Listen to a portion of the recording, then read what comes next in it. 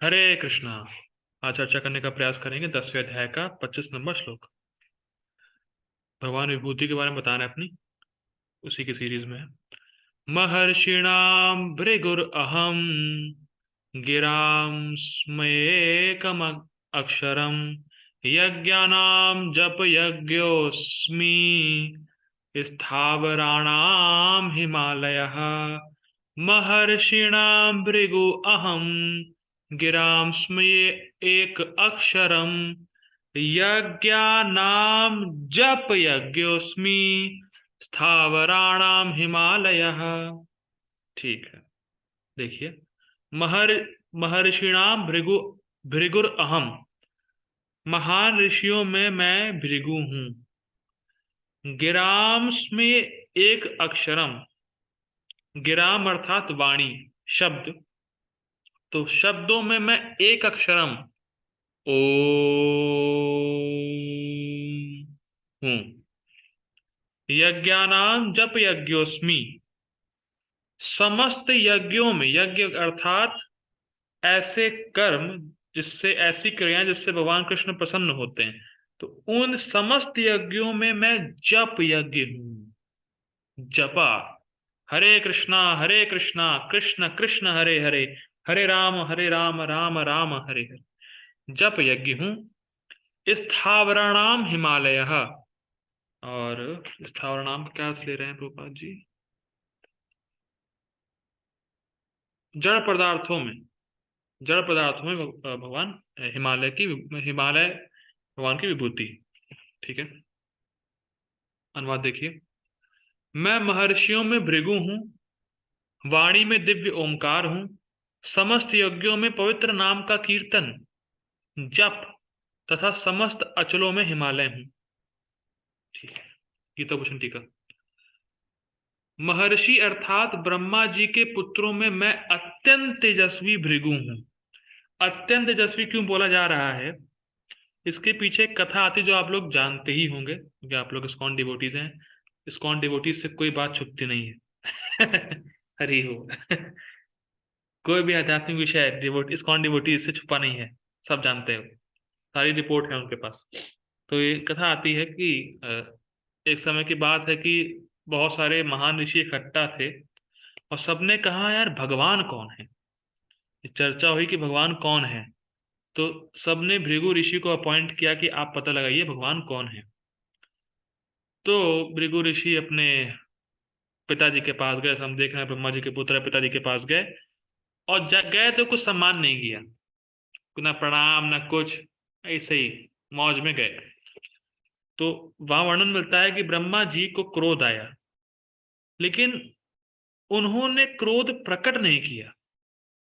ध्यान दीजिएगा, ब्रह्मा जी ने क्रोध प्रकट नहीं किया। ब्रह्मा जी का जो शरीर है बुद्धि से बना हुआ है, तो उन्होंने अपने बुद्धि से मन के क्रोध पे नियंत्रण कर लिया। लेकिन फिर भी भृगु ऋषि जान गए कि मेरे पिताजी को कुछ ना कुछ क्रोध हुआ है, तो कहा जिसको क्रोध होगा वो भगवान तो हो नहीं सकता। नेक्स्ट चलते हैं शिव जी के पास, जो कि उनके बड़े भाई हैं। ठीक, तो ब्रह्मा जी के केस में उन्होंने मन से अपराध किया, मतलब प्रणाम प्रणाम कुछ नहीं किया। भृगु ऋषि ने मन से प्रणाम, मन से अपराध किया। अब यहाँ पे जैसे ही शिव जी ने देखा मेरा छोटा भाई भृगु आया है, तुरंत वो उठे, उनको आलिंगन करने के लिए आगे बढ़े। तो भृगु ऋषि ने कहा, ए क्या यार, शमशान में लेटे रहने वाले, विभूत लगाने वाले, तुम कैसे गंदगे गंदी, कैसे बोला जाए, गंदे आदमी। शिव जी बोले, गंदे आदमी, तूने मुझे छू दिया है, मैं अपवित्र हो गया हूं, तुम कितने गंदे रहते हो, शर्म नहीं आ रही है। तो इस प्रकार से बोला। तो महाराज जी बताते हैं कि जैसे उन्होंने सुना, उन्होंने अपना त्रिशूल निकाल लिया। शिव जी ने उनको मारने के लिए भागे। तो पार्वती ने रोका, अरे नहीं नहीं, आपको छोटे भाई है, माफ कर दीजिए, माफ कर दीजिए, माफ कर दीजिए। फिर भृगु ऋषि वहां से निकल लिए। कहा, अरे ये भगवान कहाँ हो सकते हैं, कितना गुस्सा है, मारने तक दौड़ चुके। फिर जाते हैं वो विष्णु जी के पास। तो भृगु जी विष्णु जी के पास पहुंचते हैं, तो कहते हैं विष्णु जी से, कारणो दक्षाय विष्णु, गर्भो दक्षाय विष्णु, शिव दक्षाय विष्णु। शाही शाही शाही लगा रखा है आपने, मतलब सोते ही रहते हैं आप, कोई काम ही नहीं है आपको, आराम ही क्या करते हैं। और फिर लात मार दी उनकी छाती पे। कुछ काम धंधा है नहीं, सोते रहते हैं, कुछ काम करो जाके, और लात मार दी भगवान विष्णु को। और जैसे ही लात पड़ी तो महाविष्णु उठे, उनसे कहा आप बैठिए, उनको, उनके चरणों को, भृगु ऋषि के चरणों को उन्होंने मालिश की। उन्होंने कहा आपको चोट तो नहीं आई? मेरी छाती बड़ी कठोर है, हो सकता है आपको चोट आ गई हो। तो ये सुनते ही भृगु ऋषि बड़े मतलब अश्रु से भर गए, और उनको सात्विक विकार हो गया, जो प्रेम के विकार होते हैं वो उनको होने लगे। तब उन्होंने कहा कि ये है भगवान, वास्तव में भगवान ये है। तो अत्यंत तेजस्वी क्यों बोला जा रहा है? क्योंकि भृगु ऋषि भगवान के वैकुंठ तक पहुंच गए थे, और यहां तक पहुंचे ही नहीं, लात मारा। आप सोच सकते हैं कि मान लीजिए आप किसी को अपने घर पे बुलाए नहीं, एकदम से घर पे आ जाए, और घर पे आके जिसका घर है उसको लात मार दे। कभी इमेजिन करिए, आप घर पे कोई व्यक्ति आया, एकदम से घुसा, ठीक है चलो घुस गया तो कोई बात नहीं, घुसा ठीक है, और आगे लात मार दे मालिक कोई, तो मतलब अरे यार कितना मतलब वो होगा, पावरफुल आदमी होगा, डर नहीं रहा है बिल्कुल। तो भगवान के घर गए वैकुंठ, और भगवान को ही लात मार दिया। तो ये सामर्थ्य रखने में भैया बहुत बड़ी बात है भैया। भगवान विष्णु को लात मारना उनके घर पे। चलो भाई घर उनका नहीं हो, इलाका मेरा हो, आप मेरे इलाके में आए हैं तो कोई दिक्कत नहीं, इलाका भी उनका, और आराम से सो रहे हैं, और शेषनाग के ऊपर सो रहे हैं ना, शेष के ऊपर, और फिर भी लात। तो तेजस्वी हैं, मतलब भगवान की विभूति है बेसिकली, तो कोई दिक्कत नहीं। ठीक है आगे बढ़ते हैं। तो ये तेजस्वी क्यों है? क्योंकि भगवान के वैकुंठ में जा चुके हैं। आगे पढ़ते हैं। शब्दों में मैं एक पद लक्षण प्रणव हूं। एक पद लक्षण मतलब ओम। सभी यज्ञों में मैं जप यज्ञ हूं, क्योंकि इसमें पशु वध नहीं होता, अतः इसमें हिंसा नहीं होती। देखिए बहुत सुंदर बात है। तीन कारण बताए जाते हैं कि जब टॉप मोस्ट यज्ञ है। मेरे पास एक बुक थी, मुझे लाना पड़ेगा, उसमें बड़ा सुंदर अग्नि पुराण से कोटेशन दे रखा है। एक सेकंड लीजिएगा, मैं ले आता हूँ उसको। हम्म, हरे कृष्णा। तो देखिए, पहली बात तो ये समझिए, खाली इस युग में ही कीर्तन नहीं होता। कई बार लोग बोलते हैं कलयुग में केवल नाम आधारा, मतलब कलयुग में ही केवल नाम लेते हैं, और युगों में नाम लेते नहीं थे। नहीं, ये बात द्वापर युग की, भगवान द्वापर युग में कह रहे हैं जपो अस्मि, जप यज्ञोस्मि। तो जब पहले भी होता था, ठीक। अब क्योंकि इस यज्ञ में हिंसा नहीं है, करना बड़ा आसान है, और टॉप मोस्ट फल देता है, इसलिए जप यज्ञ टॉप मोस्ट है। इसका फल क्या है? भगवान के नाम का कृष्ण प्रेम। तो इतना बड़ा फल देने वाला ये यज्ञ है, और करना इतना आसान, और कोई हिंसा नहीं। और बाकी मैं देखिए एक कोट, मैं इंग्लिश में पढ़ रहा हूँ, ये बुक इंग्लिश में है, आप सबको इंग्लिश आती होगी, मैं पढ़ देता हूँ। The Agni Purana therefore praises the holy name in a voice thundering with enthusiasm. जोर से चिल्ला के उत्साह से बोल रहे हैं अग्नि पुराण में, क्या? The name of Krishna is purely spiritual. Krishna का नाम आध्यात्मिक है। There is no knowledge as great as that of the name. भगवान के नाम से बड़ा कोई ज्ञान नहीं है। And no practice of austerity और मेडिटेशन। कोई ध्यान, कोई तपस्या भगवान के नाम के समान या उनसे बढ़कर नहीं है।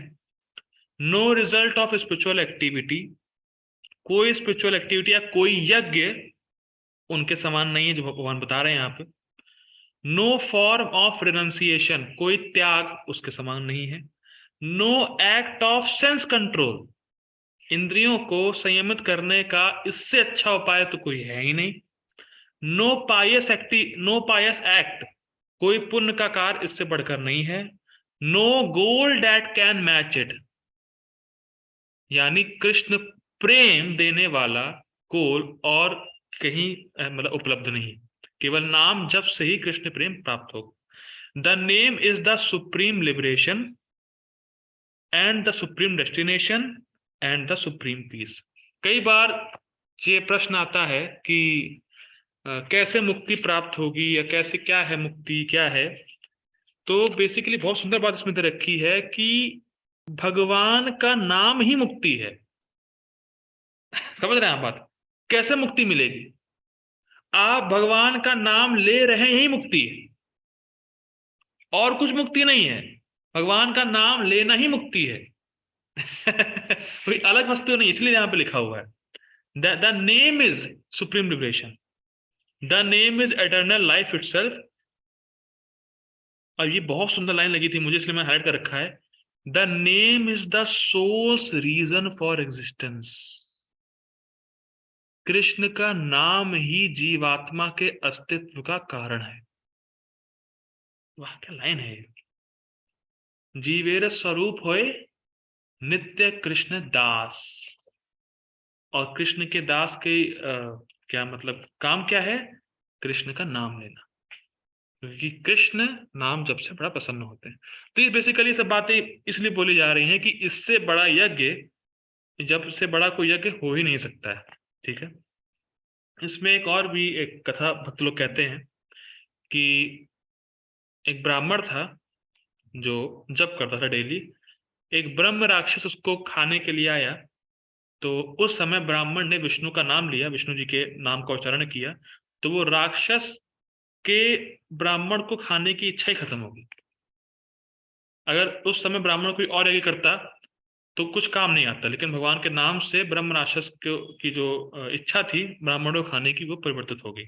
और ये हम देख ही रहे हैं कि हमारे जीवन में जितने बदलाव इस समय आए हैं, पॉजिटिव चेंजेस, जो चार नियम का पालन करना और अनर्थों का जाना, ये सब भगवान के नाम से हुआ है। ये सब जब यज्ञ से ही हुआ है। ठीक है, इसलिए ये टॉप मोस्ट है। आगे बढ़ते हैं। हिंसा नहीं होती है। ठीक है। स्थावरों में मैं हिमालय हूं। मेरु और हिमालय को अलग अलग विभूतियों में रखा गया है। क्यों? मेरु ही पर्वत है, हिमालय पर्वत है। क्योंकि मेरु पर्वत अपनी ऊंचाई के लिए और हिमालय अपनी स्थैर्य के लिए विशिष्ट है।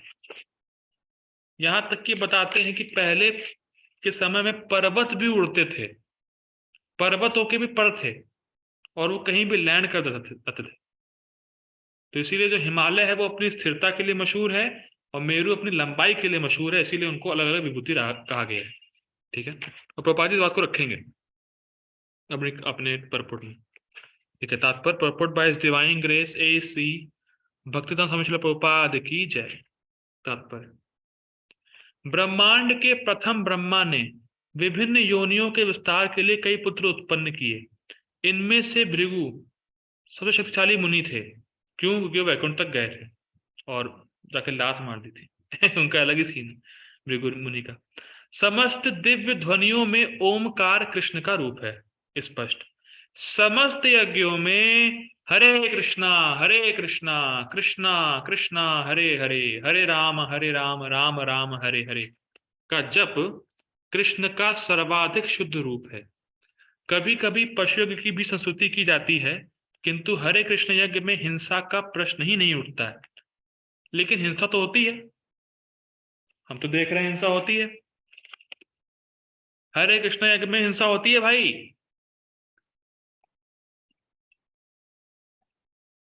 कौन कह रहा है हिंसा नहीं होती? हिंसा होती है हमारी भौतिक इच्छाओं की। हमारी भौतिक इच्छाओं पे आघात पड़ता है, हमारे भौतिक जीवन पे आघात पड़ता है। ये अच्छी हिंसा है, ये होनी चाहिए। ठीक है। यह सबसे सरल तथा शुद्धतम यज्ञ है। समस्त जगत में जो कुछ शुभ है वह कृष्ण का रूप है, अतः संसार का सबसे बड़ा पर्वत हिमालय भी उन्हीं का स्वरूप है। पिछले श्लोक में मेरु का उल्लेख हुआ है, परंतु मेरु तो कभी कभी सचल होता है, लेकिन हिमालय कभी चल नहीं है। अतः हिमालय मेरु से बढ़कर है। ठीक है, बात प्रभुपाद जी ने भी रखी है अपनी टीका से। आज का लास्ट श्लोक 10वें अध्याय का 26 नंबर श्लोक। अश्वत्था सर्ववृक्षाणाम देवर्षिणाम च नारदः गंधर्वाणाम चित्ररथः सिद्धानाम कपिलो मुनिः अश्वत्था सर्ववृक्षाणां देवर्षीणां च नारदः गंधर्वाणां चित्ररथः सिद्धानां कपिलो मुनिः। ठीक है, ठीक है, संस्कृत देखिए। अश्वत्था सर्व वृक्षाणाम, सारे वृक्षों में मैं अश्वत्थ का वृक्ष हूँ। देवर्षिणाम च नारदा, देवर्षियों में मैं नारद हूँ। गंधर्वाणाम चित्ररथा, गंधर्वों में चित्ररथ हूँ। सिद्धानाम कपिलो मुनि, सिद्धियों में मैं कपिल मुनि हूँ। सिद्धों में मैं कपिल मुनि हूँ। अश्वत्थ का पेड़, पीपल का पेड़ बोलते हैं उसको। अश्वत्थ का पेड़ है, पीपल का पेड़ होता है। तो हम लोग देखते हैं पीपल का पेड़, लोग कितनी उसकी पूजा करते हैं, धागे वगैरह बांधते हैं। तो जब भी आप पीपल का पेड़ देखें तो कृष्ण को याद कर सकते हैं, तो कृष्ण की विभूति है, इसलिए भगवान बता रहे हैं। अर्जुन का प्रश्न यही था कि जन सामान आपके स्वरूप को नहीं दे सकते, लेकिन ऐसा कोई उपाय बताइए कि भौतिक चीजों को देख के आपको याद करें। तो पीपल का पेड़ आप देखें तो याद करिए, कृष्ण की विभूति है। मैं समस्त वृक्षों में अश्वत्थ हूँ और देवर्षियों में नारद हूँ। मैं गंधर्वों में चित्ररथ हूँ और सिद्ध पुरुषों में कपिल मुनि हूँ। गीता भूषण टीका। पूज्यत्व के कारण सभी वृक्षों में मैं अश्वत्थ वृक्ष हूँ। पूज्यत्व मतलब पूज्य होने के गुण की वजह से। तो पूज्य होने के गुण की वजह से सभी वृक्षों में भगवान श्री कृष्ण अश्वत्थ के वृक्ष हैं, यानी पीपल के पेड़ हैं। इसीलिए पीपल पे कभी भी मतलब शौच इत्यादि करना पाप लगता है, सुवर्जित है। ठीक है। परम भक्त की उत्कृष्टता के कारण देवर्षियों में मैं श्री नारद मुनि हूँ। देवर्षि, जितने भी देवर्षि होते हैं, देवर्षि वो भक्त होते हैं, लेकिन देवर्षि में अत्यंत परम भक्त नारद मुनि है, इसीलिए भगवान की विभूति नारद मुनि। मतलब देवर्षियों में नारद जी महान भक्त हैं, इसीलिए भगवान उनको बता रहे हैं अपनी विभूति। गंधर्वों के मध्य अति गायत्व की उत्कृष्टता के कारण मैं चित्ररथ गंधर्व हूं। अति गायत्व मतलब बहुत अच्छा गाने की गुण की वजह से। जितने भी गंधर्व होते हैं बहुत अच्छा गाते हैं, लेकिन बहुत अच्छा गाने वालों में चित्ररथ और भी अच्छा गाते हैं। बात समझ में आ रही? गंधर्वों के मध्य गायत्व, अति गायकत्व मतलब होता है अच्छा गाने का गुण। तो गंधर्व ऑलरेडी अच्छा गाते हैं, लेकिन गंधर्वों में जो अधिक अच्छा गाने वाले हैं वो चित्ररथ हैं, इसीलिए भगवान की विभूति वो है। जिनके पास स्वाभाविक रूप से अणिमा आदि सिद्धियां रहती हैं, उनमें मैं कंदर्प ऋषि के पुत्र कपिल हूं। ठीक है। Purport bye divine grace AC भक्तिदान स्वामी श्रील प्रभुपाद की जय। अश्वत्थ वृक्ष सबसे ऊंचा तथा सुंदर वृक्ष है, जिसे भारत में लोग नित्य प्रति नियम पूर्वक पूजते हैं। इसलिए आप देखे होंगे कि धागे तदि बंधा रहता है, कुछ अर्च विग्रह भी, कुछ मूर्तियां भी वहां पे नीचे रखी रहती हैं। तो अश्वत्थ का वृक्ष काफी लोग पूजते हैं। ठीक है। इंडिया में देवताओं में नारद विश्व भर में सबसे बड़े भक्त माने जाते हैं और पूजित होते हैं, तो स्पष्ट है। इस प्रकार वे भक्त के रूप में कृष्ण के स्वरूप हैं। ठीक है। गंधर्व लोक ऐसे निवासियों से पूर्ण है जो बहुत अच्छा गाते हैं, लेकिन जिनमें से चित्ररथ सर्वश्रेष्ठ गायक है। मतलब गंधर्वों में गंधर्व अच्छा गाते हैं, लेकिन उसमें से और जो अच्छा गाता है वो चित्ररथ है। ठीक है। सिद्ध पुरुषों में से देवहूति के पुत्र कपिल मुनि कृष्ण के प्रतिनिधि हैं। वे कृष्ण के अवतार माने जाते हैं। इनका दर्शन भागवत में लिखित है 30वें स्कंद में। बाद में भी एक अन्य कपिल प्रसिद्ध हुए, किंतु वे नास्तिक थे, अतः इन दोनों में महान अंतर है। जो कपिल मुनि का भागवत में वर्णन है वो आस्तिक कपिल है। उनका साख्य दर्शन जाके भगवान में मिलता है कि भगवान टॉप मोस्ट है, लेकिन नास्तिक कपिल इस भौतिक तत्वों को ही निरूपण करता है और भगवान को हटा देता है। और ये नास्तिक कपिल जैन धर्म में आए थे। जो नास्तिक कपिल है वो जैन धर्म के हैं, तो उनका दर्शन अलग है। वो भगवान को नहीं मानते हैं, भगवान तक नहीं पहुंचते, खाली प्रकृति के तत्वों को गिनते हैं। ठीक है। ओके, हरे कृष्णा। तो हम लोग यही रुकते हैं। चलो, प्रभुपाद की जय, श्रीमद् भगवद गीता की जय। हरे कृष्णा।